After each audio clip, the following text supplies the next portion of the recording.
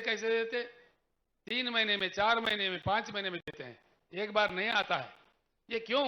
इससे क्या हम नहीं निकल सकते? इस कष्ट से, इस मुश्किल से हम नहीं निकल सकते? बराबर निकल सकते हैं हम अगर एकजुट हो जाओ। किसान का सरकार आ जाए तो उनके सर पे बैठ के दिला देगा, सब कुछ मिल जाएगा, इसमें कोई चमत्कार नहीं है। इसलिए मेरा प्रार्थना है आप सब लोगों से, किसान जब तक एकत्रित ना हो कुछ नहीं बदलने वाला है। पार्टी बदलते रहेंगे। अब समझिए आप कर्नाटक में हाल में चुनाव हुआ, वहां भारतीय जनता पार्टी हार गया, कांग्रेस सरकार आ गया, क्या कुछ बदलने वाला है? वहां पे कुछ नहीं बदलेगा, वही पॉलिसी चलते रहेगा, वही पुराने ही कथाएं सुनने पड़ेंगे। इसीलिए मेरी प्रार्थना है, चुनाव में पार्टियां जीतना नहीं है। जब से हमारे भारत में चुनाव में जनता जीतने का रवैया शुरू होगा तब से भारत बदलेगा। जनता को जीतना चाहिए, जनता को अपेक्षा जीतना चाहिए। चुनाव के दूसरे दिन से ही उनके तहत काम होना चाहिए। ये वेरी इंपॉर्टेंट चीज है, ये समझने की बात है।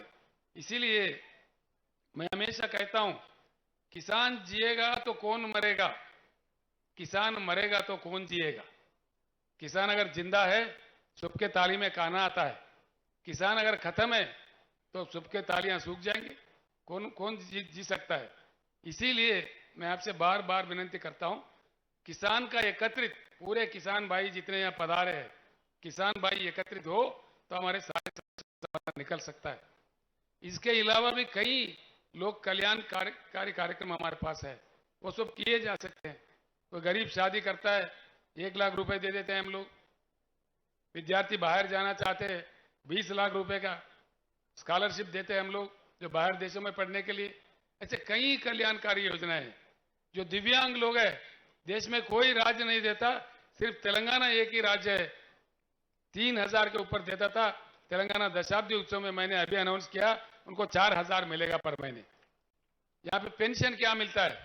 मेरे ख्याल से कोई 600 रुपए मिलता है। तेलंगाना में हम 2000 रुपए पेंशन देते हैं।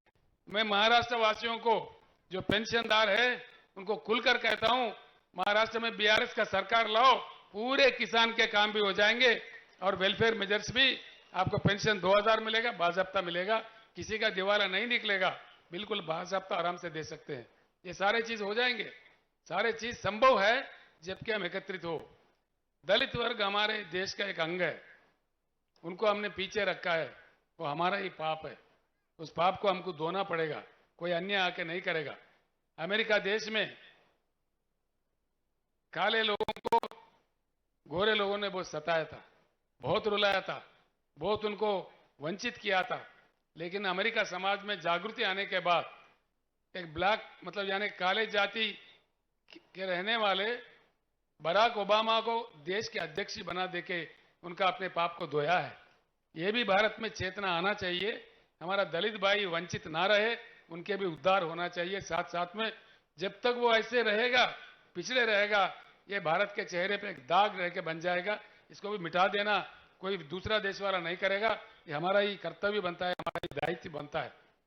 यहाँ के पार्टियां पूरे प्रस्तापित है, इनको क्या डर है समझ में नहीं आता, क्यों ऐसा करते हैं समझ में नहीं आता, क्यों उल्टा सुल्टा बात करने लगते।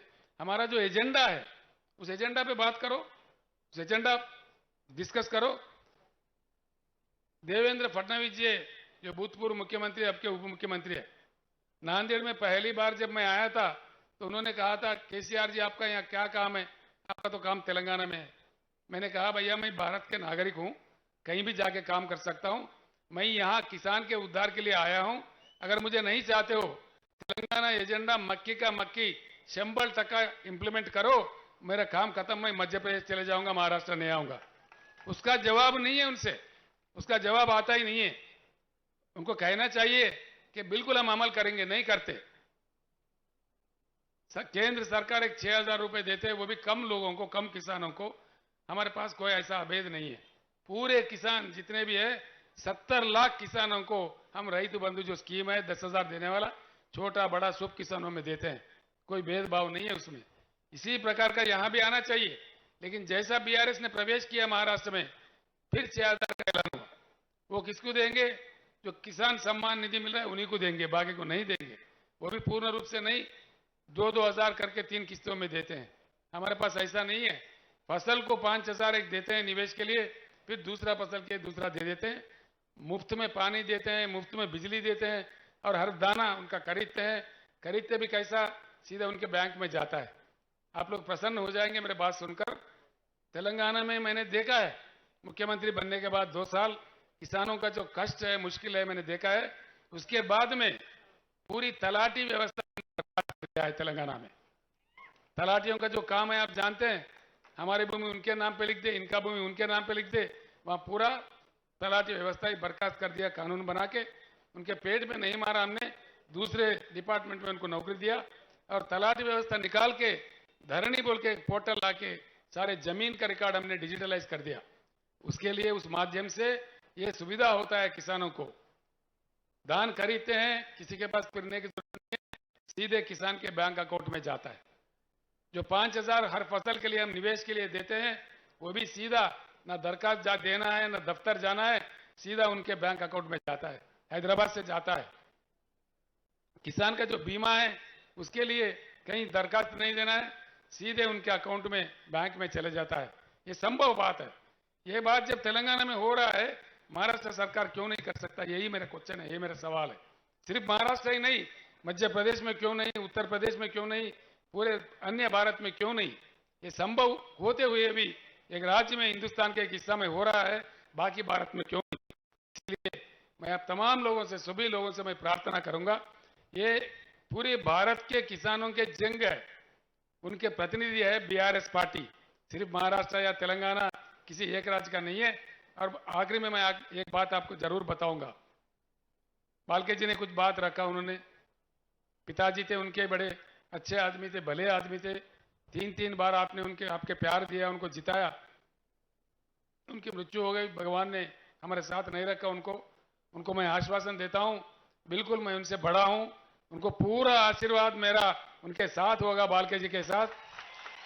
आज हम पूरे तेलंगाना लाके यहाँ विठोबा जी के दर्शन करवाए, घर बुलाए और खाना भी खाएंगे हम लोग जाके, आप लोग भी खाएंगे, हम लोग भी खाएंगे।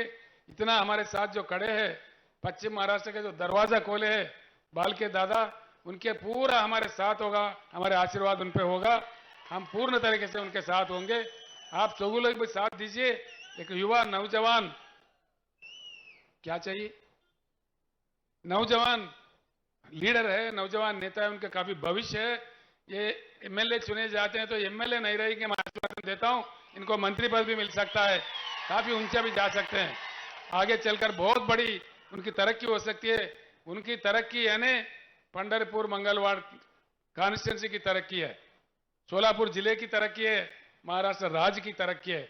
बालके जी का व्यक्तिगत तरक्की नहीं है, उनको भगवान ने जो दिया है, उनको कोई खाने की कमी नहीं है, लेकिन पूरे राज्य का विकास, पंढरपुर का विकास, हर चीज का विकास उनके जरिए हो जाएगा। ये युवा है, मैं इनसे बहुत बड़ा हूं, इससे युवा लोगों का मार्गदर्शन में पूरे किसान एकत्रित होके आप चल पड़े तो हर चीज संभव है, कोई असंभव नहीं है, कोई नहीं होने वाला कारण नहीं है। ये एक बात मैं अंत में कहूंगा, हम जब फल की अपेक्षा करते हैं, फल का ही पौधा लगाना चाहिए। कई महान संतों ने कह दिया है कि बोया पेड़ बबूल का, आए कहां से आम। आम का अपेक्षा है तो आम का पौधा लगना चाहिए। कांटों का पेड़ पौधा लगा के फल का अपेक्षा करें, हमको नहीं मिलेगा। गाय से दूध लेना है तो गाय को घास दीजिए, गधों को घास दे दो और गाय को दूध पूछो, कहां से मिलेगा हमको? हमारे वोट में वो ताकत है, वो दम है। हम बटे नहीं गए तो बिल्कुल हमारा काम बन जाएगा। मैं आपके भाई हूं, आपका बेटा हूं, मैं अपने आप में किसान हूं और मैं गर्व करता हूं, फख्र करता हूं। भगवान ने मुझे किसान के घर में जन्म दिया, किसान के घर से ही मैं पैदाइश हूं, किसान होने का मैं फख्र करता हूं, बिल्कुल फख्र करता हूं। मुझे फख्र है किसान होने के लिए, इसीलिए मैं खुद किसान में हूं, इसीलिए मैं किसान का दुख दर्द समझ सकता हूं। लोग बोलते वहां के मराठवाड़ा के, विदर्भ के लोग बोलते पश्चिम महाराष्ट्र ठीक है। मैंने कहा भैया पश्चिम महाराष्ट्र में क्या मुफ्त में बिजली मिलता है? मिलता है? 24 घंटा मिलता है? 1 घंटा भी नहीं मिलता है। लागोड़ी मिलता है? नहीं मिलता ना, मुझे सुनने नहीं दे रहा है, नहीं मिलता। तलाटी रखे के बर्खास्त करे, बर्खास्त करना चाहिए। जो बर्खास्त करना चाहिए हाथ उठाइए एक बार। कैमरा वाले उधर देखो भाई, कैमरा वाले उधर घुमाओ। जनता क्या चाह रही है वो बता दो पूरी दुनिया को।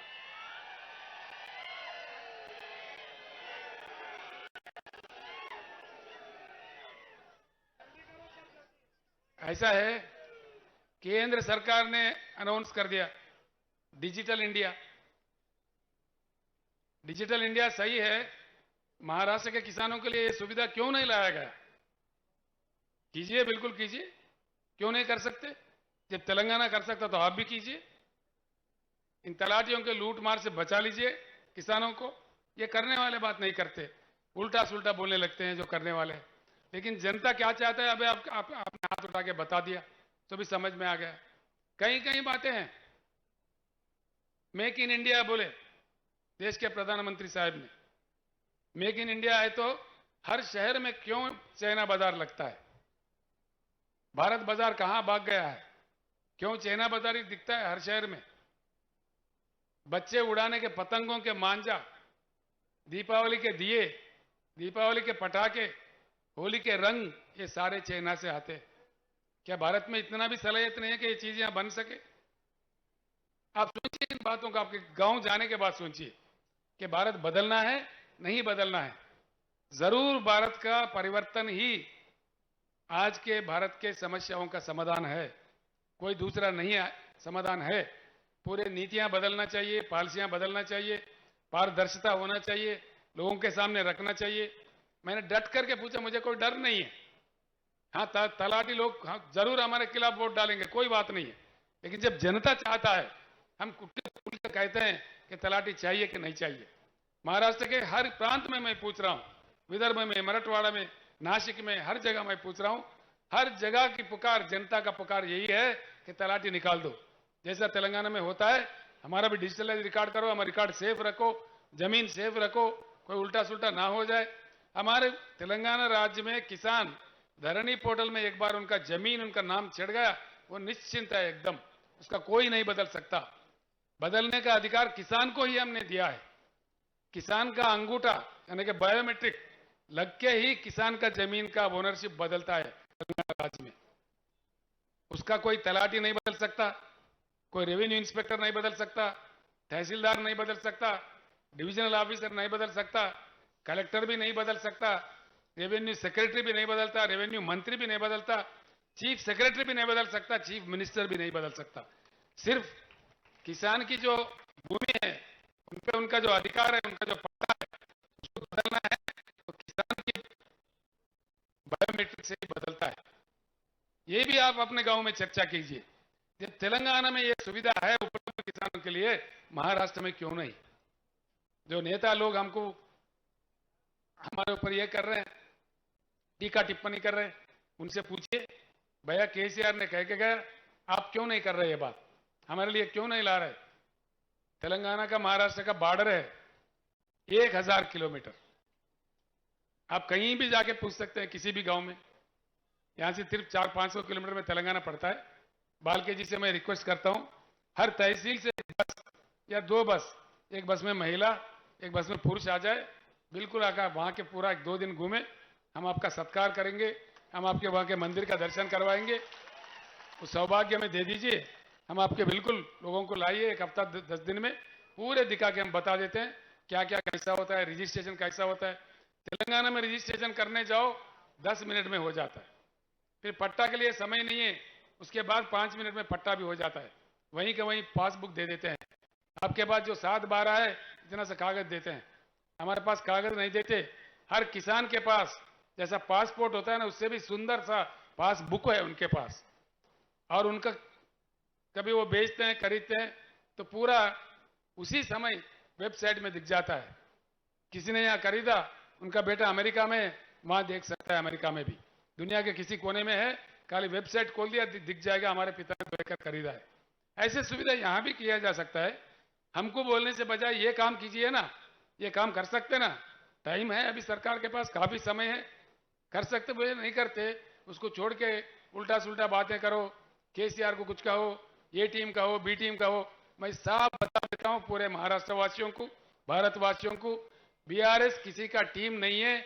हम अपने आप में पार्टी है, हम किसानों का टीम है, हम दलितों का टीम है, पिछड़ों का टीम है और अल्पसंख्यक लोगों का टीम है। पूरा भलाई करने वाला पार्टी है। ये किसी का बी टीम ये टीम बनने का हमारा कोई जरूरत नहीं है। 50 करोड़ यानी कि 50% यानी कि 70 करोड़ आबादी जब हमारे किसान हैं, अगर किसान बीआरएस के साथ है तो हमारे साथ टीम आ जाएंगे। हम किसी की टीम क्यों बनेंगे? किसान हमारे साथ है। आप बताइए, किसान हमारे साथ है? जंग लड़ेंगे अब की बार। डल हो गए आप लोग, खाना तैयार है, जोर से बोलिए। अब की बार, अब की बार भगीरथ बाल के जिंदाबाद बोलिए, भगीरथ बाल के। मैं आपको धन्यवाद देता हूं। मेरे जो भी बातें हैं मैं एक बार विनम्र पूर्वक विज्ञापन करता हूं।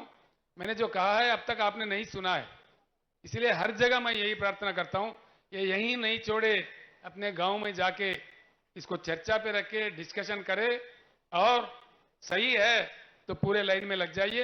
हम जीतेंगे। मैं भगीरथ बालके भी जीत जाएंगे, बीआरएस भी जीत जाएगा, आप तमाम लोग जीत जाएंगे।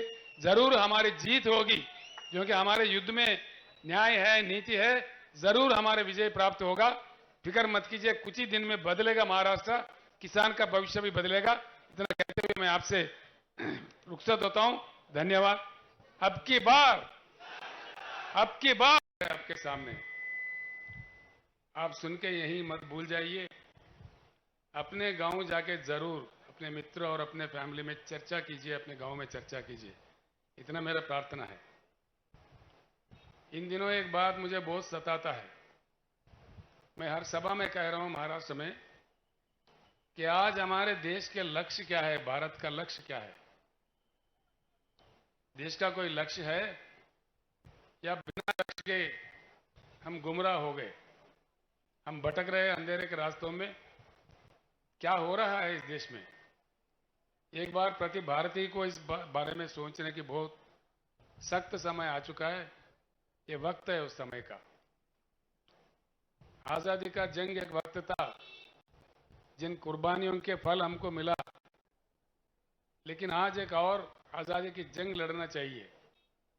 उस प्रकार का ही एक नया उमंग से, एक नया सवेरे का दिशा में पूरे भारत को चलना चाहिए क्रांति के मार्ग पर। इसलिए कि आजाद हुए हम भारत 75 साल गुजर गए। 75 साल कोई कम समय नहीं होता है। दुनिया भर में कई देश है जो हमारे सामने ही कहां से कहां पहुंच गए, जैसा कि साउथ कोरिया है, जापान है, सिंगापुर है, मलेशिया है। हमारे से जियोग्राफिकली कनेक्टेड है, हिमालय के उस पार में चीन है। आज चीन का, एक समय में चीन हमसे गरीब थे 1982 तक। उसके आज का चाइना कहां है, हम कहां है?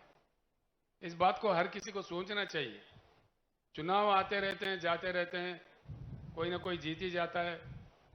कितने पार्टियों को हमने सपोर्ट किया, और महाराष्ट्र जैसे राज्य में मुझे एक पार्टी बताइए जिनको अवसर नहीं मिला, अधिकार नहीं मिला। कांग्रेस तो पूरे 50 साल राज किया, उसके बाद में राष्ट्रवादी को भी आपने मौका दिया।